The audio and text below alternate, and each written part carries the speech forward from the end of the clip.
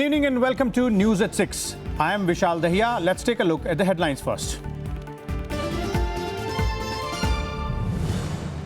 RBI issues 60th notification, withdrawn its restrictions on 5,000 rupee deposits for KYC compliant account holders.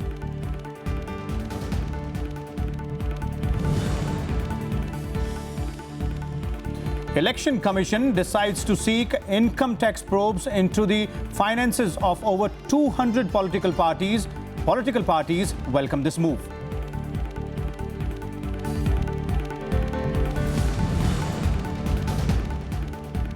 Congress Vice-President Rahul Gandhi accuses Prime Minister Narendra Modi of personal corruption, says business groups paid him multiple times. BJP refused charges, says it shows the Congress party's desperation.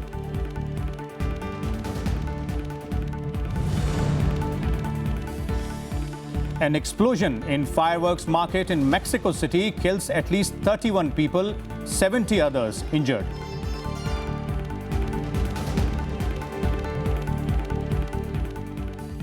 Now the news in detail. Reserve Bank of India has issued a fresh notification on Wednesday withdrawing restrictions on 5,000 rupee deposits for KYC compliant account holders. Now, fully KYC compliant account holders can deposit over 5,000 rupees without any introduction by two bank officials. There has been nearly 60 notification changes by the RBI and Finance Ministry since the demonetization policy was announced on 8th of November. A breather for depositors waiting for the queues at the banks to shorten. In a sharp rollback, the Reserve Bank of India has withdrawn its restrictions on bank deposits exceeding 5,000 rupees in old notes. Barely 48 hours ago, it had issued a circular to banks that deposits of 5,000 rupees and above will come under scrutiny. You have taken a U-turn as if you are experimenting a trial and error method. Because when KYC is already there is no question of further query because he's already answerable to it. The fresh RBI notification had been widely criticized. While the objectives of the demonetization to battle corruption and black money has been widely welcomed, the flood of directives to banks has piled on the problems for the common man. जनता के पास इतना time नहीं है कि वो रोज नियम को update करके उसके हिसाब से प्लानिंग करके चले। आप डेली नियम बदलते हैं, डेली जनता के पास नया नियम पहुंचता है, लेकिन अगर उस नियम के अकॉर्डिंग भी जाते हैं तो जो बैंक वाले हैं उनके पास वो नियम का कोई भी सर्कुलर आता नहीं है, वो भी कंफ्यूजन में है। Meanwhile, the political slugfest over the demonetization decision is far from over. The opposition continued its tirade against the government, while the ruling dispensation claimed demonetization is a game changer. It's faster than Mohammed bin Tughlaq. He took some time. There was some weeks gap. Here's a situation where you have it done all in 48 hours. All this notification, re-notification, measures taken by the government of India, it's only in the interest of the nation, in the interest of the people, in the interest of a common citizen. Number is not important. It is the efficiency, it is the convenience of people. That is more important for us.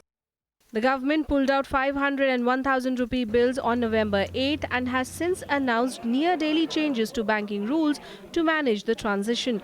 The move has led to a severe cash crunch. Cash withdrawals from banks have been restricted to 24,000 rupees per account per week, although most banks are unable to provide even that.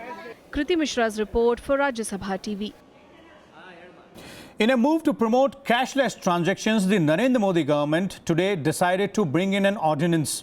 This will effectively amend the Payment of Wages Act to allow business and industrial establishments to pay salaries through checks or electronic method. Report said employers will also have the option to pay wages in cash. As per the practice, the government introduces ordinance to amend laws when new rules need immediate implementation. In other decisions, the centre approved creation of the Indian Enterprise Development Services in the Office of Development Commissioner, Ministry of Micro, Small and Medium Enterprises. The service was created by absorbing 11 trades for which recruitment were done separately following different rules. The Cabinet also approved re-promulgating the ordinance to amend the Enemy Properties Act, a nearly 50-year-old law to guard against the claims of succession or transfer of properties left by people who migrated to Pakistan and China after wars.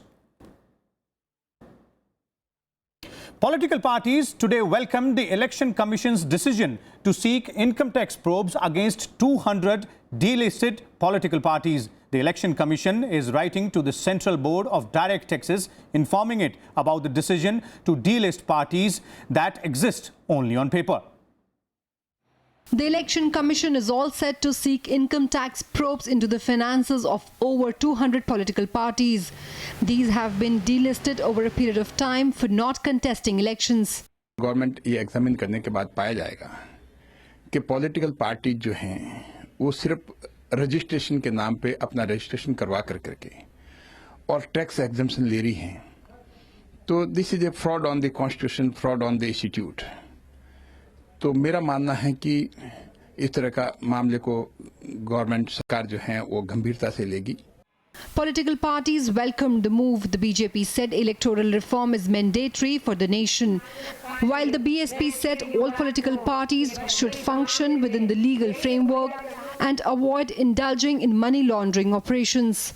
The Election Commission should definitely examine whether these political parties exist on paper, and if they do, and if they are involved in these activities, then the Election Commission has a right to definitely, as per law, take action against such parties. There are certain regulations and norms which all political parties have to conform to continue their registration. If there are any political parties who are not conforming to that framework, then certainly the Election Commission will have to take action. We are all for all the steps that will be taken towards electoral reforms, and we welcome all steps being taken by the Election Commission, and we do hope that there would be a consensus with all political parties supporting the Election Commission. If any organizations is engaged in money laundering and it is working against the interest of the nation and creating, that is subversion of this democratic system, there the government has the right, and Election Commission should inquire properly and find out. The election panel believes that most of these delisted parties exist on papers to help people convert their black money into white by accepting donations. In the next few days, the Commission is expected to send the list to such parties to the income tax authorities, seeking action against relevant laws. Election Commission has taken so long a time.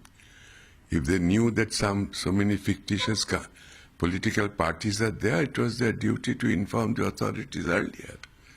Even then, how could they get themselves registered with the Election Commission? And if they have had no activity, obviously they have no activity. They are not taking part in elections. What for they remained in the list of the Election Commission? While the Election Commission has the mandate to register a political party, it lacks the powers to deregister any party. The Commission used its powers under Article 324 of the Constitution to delist parties for being dormant and not contesting elections for a long time. Beside the 7 national parties, BJP, Congress, BSP, TMC, CPI, CPIM and NCP and 58 state parties, there are over 1,780 registered but unrecognized political parties in the country. Bureau Report, Rajya Sabha TV. Congress Vice-President Rahul Gandhi made corruption allegations against Prime Minister Narendra Modi at a rally in Mehsana in Gujarat, claiming that Prime Minister Modi was paid huge money during his stint as Gujarat Chief Minister. Gandhi demanded an independent probe into the matter. Gandhi said that Modi received several crores from Sahara Group, saying the company paid money several times within a period of 6 months. Gandhi, who had recently claimed to be in possession of evidence regarding the Prime Minister's personal involvement in corruption, also attacked the centre over demonetization, calling it anti-poor. 2.5 साल से inquiry क्यों नहीं हुई? और ये जो 9 बार ये कह रहे हैं कि आपको पैसा दिया गया है, क्या ये सच है या झूठ है? आप देश को बताइए। आपने पूरे देश को लाइन में रखा, आपने पूरे देश से उनकी ईमानदारी पर सवाल उठाया, उनकी कमाई पर सवाल उठाया। अब मैं देश की ओर से पूछ रहा हूं, इन महिलाओं की ओर से पूछ रहा हूं, हिंदुस्तान के किसानों से ओर से पूछ रहा हूं, क्या ये इंफॉर्मेशन जो इनकम टैक्स डिपार्टमेंट के पास है, क्या ये सच है? The BJP, however, has refuted all the charges made by Rahul Gandhi, saying it is just a desperate attempt by the Congress Vice President to divert attention from his own corruption. Mr. Rahul Gandhi is leading his party to repeated disastrous defeat. The people of the country are not trusting him and his party to lead the country, to lead in the states. Now they don't even think his party capable enough to run municipalities. तो मैं हारे हुए हताश राहुल गांधी अपने गुस्से में बेबुनियाद आरोप लगा रहे हैं।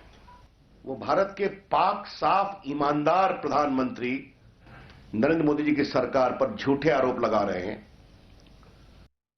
The Income Tax Department's raids at the house of Tamil Nadu's top bureaucrat and Chief Secretary Rama Mohan Rao has fanned a political controversy. The Income Tax Department conducted raids at the home of the senior bureaucrat as well as 13 other places belonging to him, his son and other relatives in Chennai, Bengaluru and Chittor. Raids were conducted in Chennai on Wednesday at his home and also at the State Secretariat. The opposition in Tamil Nadu called the raids unprecedented, calling for strict action against the ruling AIADMK and its ministers who may be involved in the corruption. West Bengal Chief Minister Mamata Banerjee also criticized the income tax raid on the Tamil Nadu Chief Secretary, saying it was a vindictive and unethical act by central agencies. Banerjee said, even though corruption needs to be strongly condemned, the raids by central agencies devalues the institution of head of the civil services. However, the criticism has been sidelined by the BJP. The party has said that the raids prove the agency was working without any discrimination and has carried out a usual procedure. The IT raids in the Chief Secretary's house are unbiased activity of the IT department, and the Income Tax Department won't spontaneously. They won't go for any search. They would have done homework and they would have had some evidence for such activities. And it is really an unbiased activity of the Income Tax Department, and it is wrong to politicize such activities. This is a BJP government which talks about cooperative federalism. There is a system. The state government of Tamil Nadu should have been informed, proper procedure should have been followed. You don't just jump into a state and then you do whatever you want. So this is very, very bad. Only words from BJP where they talk about federalism, but in action, whether it was in Tamil Nadu or whether it was in Delhi with Kejriwal's government, they have the same problem. We have been pointing out for the last couple of years that there is strong, rampant corruption in this ADMK regime. But the central government never took cognizance of that. We gave a lot of complaints. We gave complaints about specific instances of corruption in this ADMK regime. We intimated the central authorities, but they never bothered to do anything. At least they are woken up now and they're taking some action. Let's look at other national news in Nationwide. The centre today rushed around 4,000 paramilitary personnel to Manipur in the wake of violence following economic blockade on national highways connecting the state since December 1st. The United Naga Council has imposed the economic blockade on the Imphal-Dimapur highway and Imphal-Jiribam highway that serves as the lifeline for the landlocked Manipur.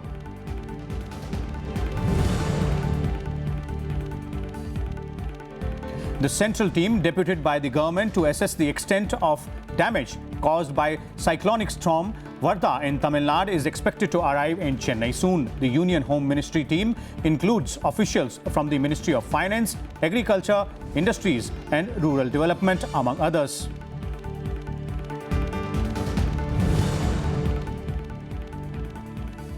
At least 7 people, including 2 women, were killed in a fire that broke out at a hotel in Mumbai on Wednesday. Nearly 15 guests were staying in the hotel at the time of the mishap. Some of the deceased are yet to be identified as their bodies were charred beyond recognition.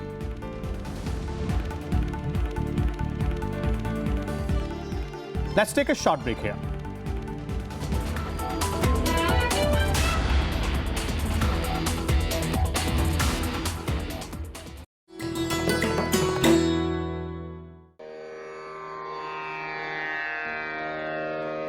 The sacred relics of Buddha were unearthed in Piprava in Uttar Pradesh. Buddhist monks from all over the world visit the National Museum to pay their respects. These charred bone fragments of Buddha are housed in the gold canopy gifted by the royal family of Thailand.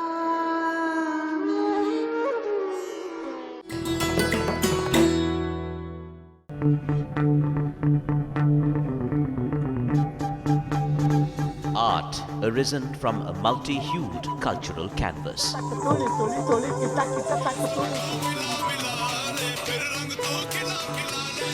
Tradition and cultural fervour dating back centuries.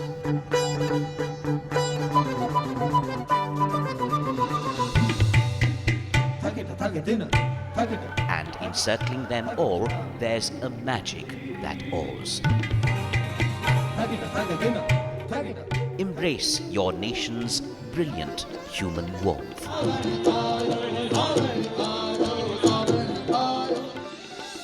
Watch Colours of India, Sundays at 9:30 p.m. on Rajya Sabha Television.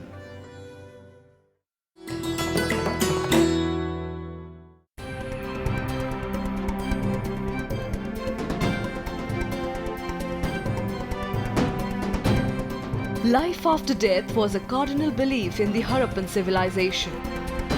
Reflecting this is the skeleton of a middle-aged woman with gold bangles. Excavated from Rakhigadi in Haryana, it's an example of the burial practices in those times. Much like the Egyptian mummies, vessels, eatables, ornaments were kept near the dead body, in the hope that they would be of use to the person in the next world.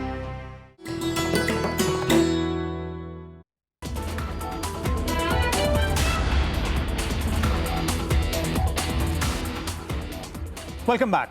Let's take a look at some international news.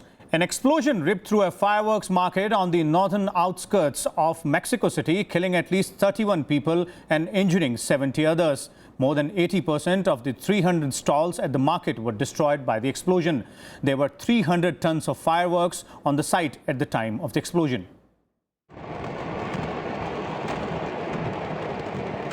Fireworks rocketing into air outside Mexico City. But this was no celebration. Dozens of people were killed, 70 were injured after an explosion ripped through the San Pablito fireworks market. Fireworks continued to explode after the initial blast, with black smoke billowing from the area. Donde lo primero fue mitigar el incendio, que fue muy grave. O sea, como tú puedes ver, se perdió casi todo lo que era el mercado de cohetes. En este momento difícilmente podemos hacer un recuento de los daños. Sé que hay más de 45 heridos que están en... The market was especially crowded as people headed into the holidays, with local residents shopping for fireworks to mark Christmas and New Year celebrations. Many children were among those who were left badly burnt.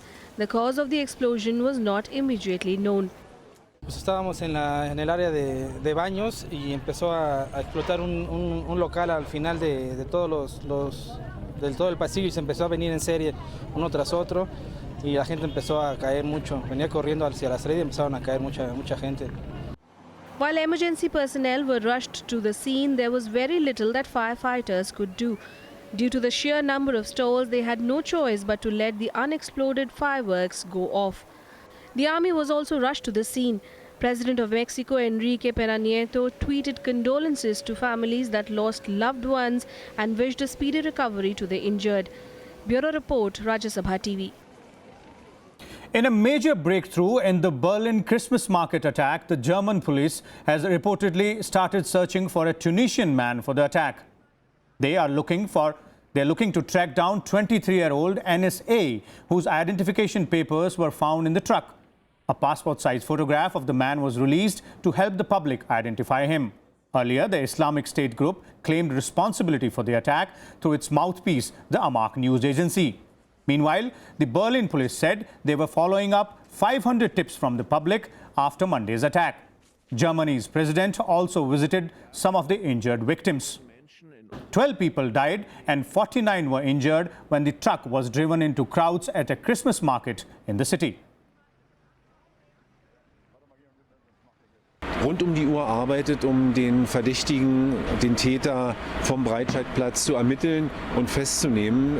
Die Ermittlungen werden vom Generalbundesanwalt geführt. Die Kollegen waren die ganze Nacht dabei, Spuren zu sichern, Vernehmungen durchzuführen und letztendlich dieses Puzzle zusammenzusetzen. Aber bitte haben Sie auch Verständnis, dass ich Einzelheiten zu den laufenden Ermittlungen zurzeit nicht bekannt geben kann. Let's take a look at other international stories in Global Buzz. 7 people were killed and 15 injured in a bomb attack on the offices of an Iranian Kurdish opposition party in northern Iraq. The attack took place as party members of the Democratic Party of Iranian Kurdistan were celebrating the writer's science. No group claimed responsibility for the attack, but Islamic State terrorists have carried out similar attacks in the recent past.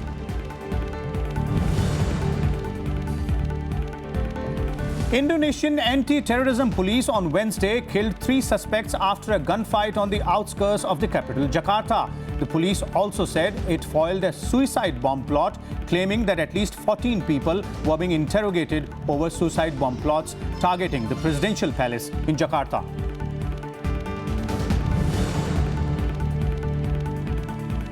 Northern China continued to be shrouded in smoke for a 5th straight day. Most of the highways were closed due to weather conditions as the air quality index reached a hazardous level. China began a war on pollution in 2014. However, it has struggled to reverse the damage done by decades of breakneck economic growth.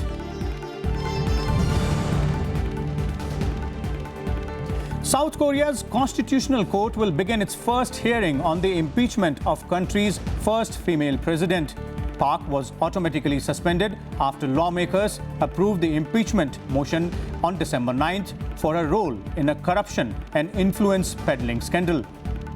If impeached, she will become the first democratically elected president to be ousted from the office. Now let's take a look at some sports news. Indian spinners Ravichandran Ashwin and Ravindra Jadeja topped the latest ICC bowling rankings. Jadeja's maiden 10-wicket match haul against England in Chennai propelled him to 2nd position behind teammate Ashwin. This is just the 2nd time the top 2 spots in the test ranking for bowlers have been occupied by Indian players. The last was spinner Bishan Singh Bedi and leg spinner Bhagwat Chandrasekhar in 1974.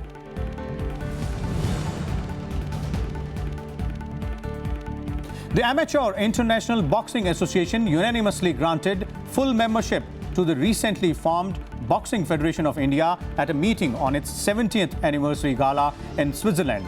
With this, India's return to the international boxing field is complete. India's international suspension for the past 4 years has resulted in the isolation of country's boxers who were deprived of foreign exposure for most part.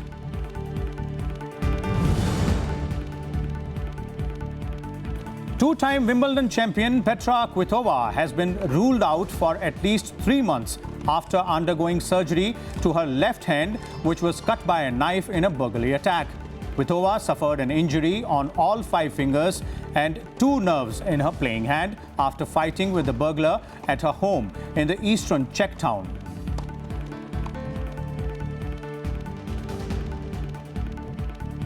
That's all in this news bulletin. Keep watching Rajya Sabha Television.